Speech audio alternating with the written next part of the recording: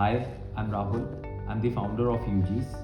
Hi, I'm Samiksha. I'm the co-founder of Ugees. So let me introduce you to Ugees. This is India's first undergarment liquid wash for hand washing undergarments. Have you ever realized that washing underwear is such a messy and time-taking task? So let me tell you a story.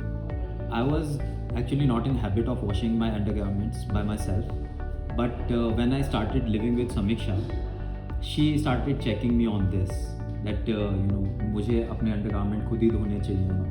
So I started realizing that yes, I think she's right. So, Yeah, because I was like, that is so unhygienic. Your underwear has all kind of body secretions in it. How can you just put it in washing machine or to give it to somebody else to wash it for you? I realized it, and yes, I started doing it by myself.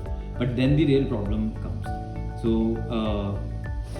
washing undergarments by hand is such a task, and we have all kind of wrong products. So then I started thinking about it that like there should be some relevant product. So let me ask you a question.